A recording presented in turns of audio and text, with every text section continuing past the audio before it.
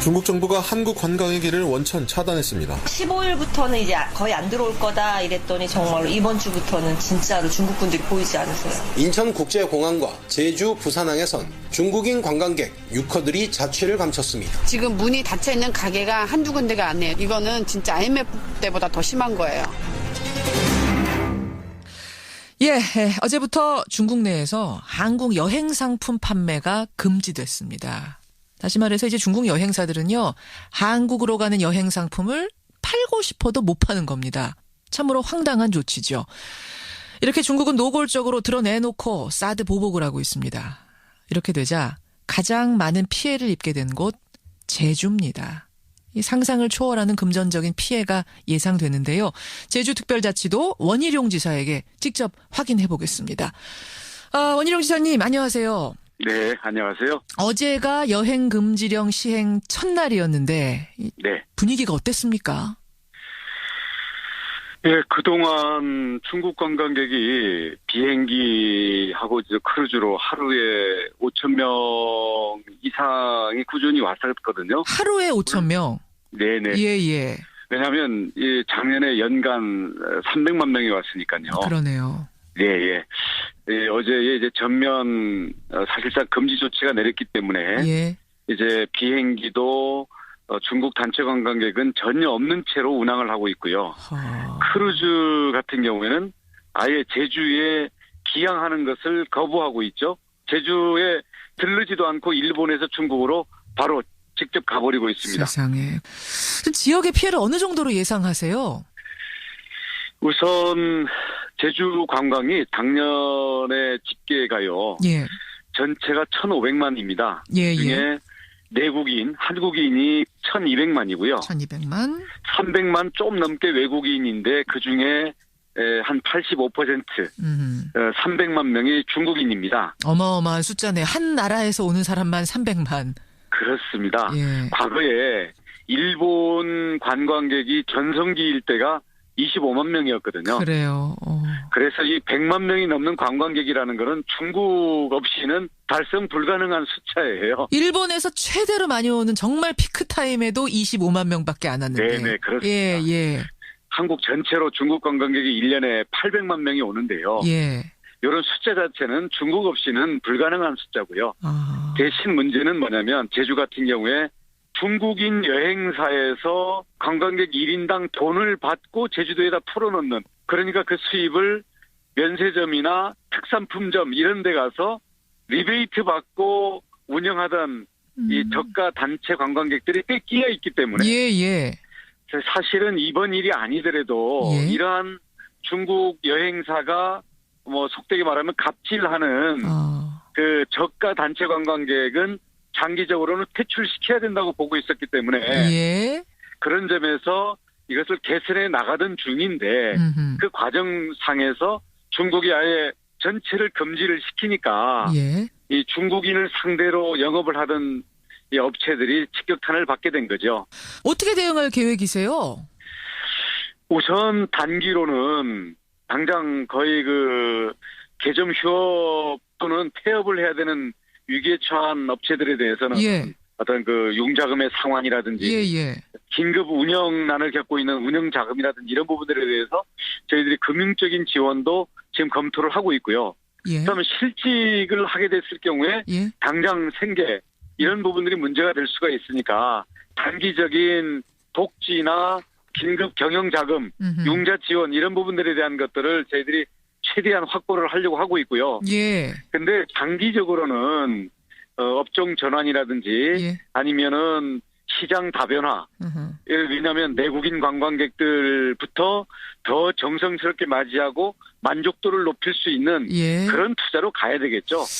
어차피 중국인만 바라보고 영업을 하는 것으로는 이번에는 사드지만 다음에는 또 무슨 한중간에 외교 문제가 나올지 모르는 거기 때문에 그냥 일방적으로 의존하다가 언제든지 보복할 수 있는 그런 부분에 대한 의존도는 줄여야 된다. 그래서 이번 기회에 중국에 대한 의존도를 대폭 낮추는 체질 개선을 하지 않으면 안 된다고 보고 있습니다. 중국이 지금 이렇게 여행 금지령을 내리는 것에 대해서 그냥 불안해하고 있을 것만이 아니라 이런 상황을 계기로 해서 아예 체질 개선을 좀 해보자. 그러니까 중국 의존형으로 변했던 이미 제주 관광이 사실 많이 변질됐거든요. 중국 맞춤형 제주가 됐다 막 이런 얘기까지 나올 정도였는데 이걸 좀 이번 기회를 관광객 1,500만 명 중에요. 예.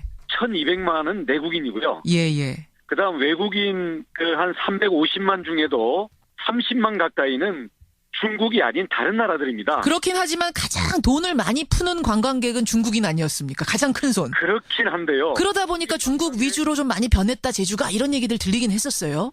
그렇게 가려고 하고 있는 것들을 저희들이 이번 일이 있기 전에도 이렇게 가서는 안 된다고 보고 저희가 그 시장 다변화 그리고 동남아라든지 일본, 아시아 시장으로 다각화시켜서 절대로 계란은 한 바구니에 담는 게 아니거든요. 그렇죠. 그리고 이 갑질을 할 수 있는 고객은 아무리 이게 시간이 가도 저희들의 우량 고객이 될 수는 없습니다. 그리고 거품이 간다고 저희의 어떤 그 속살이 될 수는 없는 거기 때문에 어차피 체질 개선의 과제를 안고 있었는데 이번에 어차피 엎어진 김에 집 수리하고 간다. 이런 개념으로 저희들이 긴장을 단단히 해서 체질 개선을 해야 된다고 보고 있습니다. 알겠습니다. 저희들이 믿는 것은 과거 메르스 때도 그랬고 일본 관광객이 25만 명이 오다가 4만 명으로 줄어드는 과정에서도 시간은 걸렸지만 이걸 이겨내면서 체질을 바꿔낸 저력이 있거든요. 이번에가 물론 양적으로는 최대의 위기이긴 합니다만은 이것을 잘 극복하면 더 지속 가능한 그러한 관광을 만들 수 있다고 믿고요. 반드시 이겨내겠습니다. 반드시 이겨내겠다. 말씀 믿음직합니다만. 근데 이게 주도적으로 체질 개선하는 거하고 지금 사실은 어쩔 수 없이 끌려가면서 하는 것하고는 좀 다르거든요. 지사 입장에서는 아니 왜 중앙정부가 이런 상황을 만들었을까? 답답한 생각은 있으실 것 같아요. 제주도가 가장 큰 피해를 당장 입게 됐으니까. 물론 이 사드 보복이라는 게 없었으면 더 좋았겠지만 이게 사실 중국이 이웃 국가고 지금 한중수교 25년이 되고 그동안 중국의 경제 성장에도 한국도 상당히 기여를 하고 그랬는데 이렇게 군사적인 문제를 가지고 민간 분야에 일방적으로 보복한다라는 것은 이번 기회에 저희가 중국의 그 모습에 대해서 단단히 교훈을 얻어야 된다고 생각을 하고요. 이미 닥친 현실이기 때문에 저희는 이겨내는 길밖에 없다고 생각을 합니다. 알겠습니다. 중국 황당하죠. 중국의 이런 지금 보복 조치 상당히 황당합니다만 또 중앙정부가 왜 이 과정에서 슬기롭게 풀어가지 못했는가. 외교적으로 이렇게까지 악화시키지 않을 수도 있었는데 라는 아쉬움이 국민들 입장에서 남거든요. 물론입니다. 그래서 사실 돌이켜보면 생각하면 사드라는 게 무슨 대한민국 소유가 되는 것도 아니고 우리 군이 무슨 운영 스위치 하나 누를 수 있는 권한이 있는 것도 아니지 않습니까? 그렇죠. 주한미군이 북핵 그리고 북한의 그 대륙간 탄도미사일에 대응하기 위한 주한미군 방어를 주 목적으로 해서 들여오는 건데 미국의 MD 체제 안에 하나죠. 과연 이런 주한미군의 방어 무기 체계에 대해서 이렇게 공개적으로 외교 이슈가 돼야 되는지도 저는 우리나라 이 군사 당국자들한테 사실은 만나면 따져보고 싶은 게 상당히 많습니다만 그렇군요. 이미 엎질러진 물이고요. 이제 4월 초에 트럼프 대통령하고 시진핑 주석하고 이제 미국에서 만나게 돼 있잖아요. 만나죠.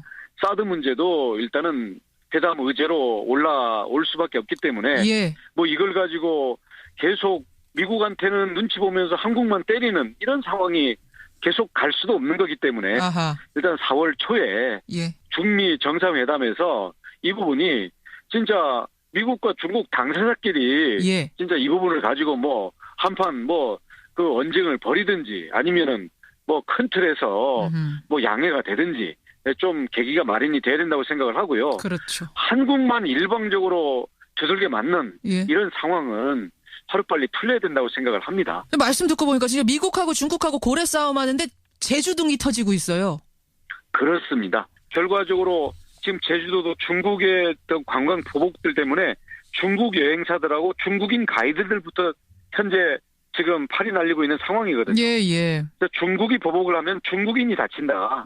이런 부분들에 대해서 저희들이 보여줄 필요가 있다고 생각을 합니다. 알겠습니다. 원희룡 제주지사 지금 아주 강력한 어조로 여러 가지 말씀을 해주셨는데 지사님 오랜만에 나오셨으니까 전국 현안 한 가지만 좀 여쭐게요. 지금 대선 여론조사 보면은 상위권 주자들은 전부 야당.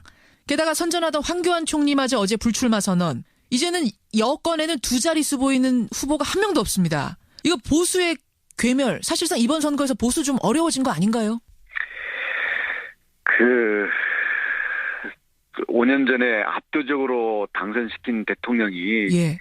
이렇게까지 나라를 참 엉망으로 만들고 아직도 국민들 앞에 사죄하는 모습 그리고 승복하는 모습을 못 보여주고 있는 상황에서 예.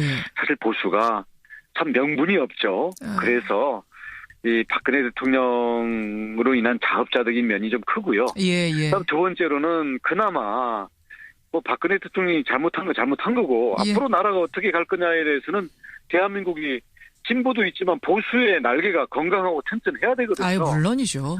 그런 면에서는 보수가 혁신을 전제로 단합을 해야 되는데 지금 예. 보수의 분열이라는 것 때문에 사실은 뭐 최소한의 힘도 못 써보고 있잖아요. 그렇죠. 이런 면에서는 보수가 박근혜 대통령으로 인한 어떤 이 국정 파탄 예. 이 부분에 대해서 저절히 어떤 인적 청산도 하고 예. 반성도 한 위에 앞으로 건강한 보수의 새로운 모습으로 나가겠다. 그런 또 혁신 위에 보수의 축이 건재해야 된다고 믿는 많은 국민들에게 어떤 선택의 폭을 넓혀줄 수 있는 그런 이 단합의 과정을 밟아야 되죠. 근데 지금 탄핵에 불복하고 박근혜 전 대통령 호위무사 역할 하겠다는 의원들 보이잖아요. 이른바 진박 의원들. 뭐 최소한의 인간적인 도리에 대해서는 이해가 안 가는 것도 아닙니다만 예, 예. 그런 부분들이 헌법재판소나 압도적인 국민들의 그 심판에 대해서 불복하고 자기들만 살 길을 찾으려는 이런 모습은 그게 바로 그 최소한의 인적 청산의 대상 아니겠습니까? 저는 대다수의 국민들이 그렇게 본다고 생각합니다. 예. 결국 대통령이 국민들께 진심 어린 사죄, 승복 하지 않고 계속 이런 식으로 간다면 보수는 살아날 방법이 없다. 이대로 괴멸이다. 이런 생각까지 또 야당 좋은 일만 시키는 거죠. 야당 좋은 일. 알겠습니다. 예, 원희룡 지사님. 여기까지 오늘 말씀 듣죠. 고맙습니다. 네, 고맙습니다. 제주도 원희룡 지사였습니다.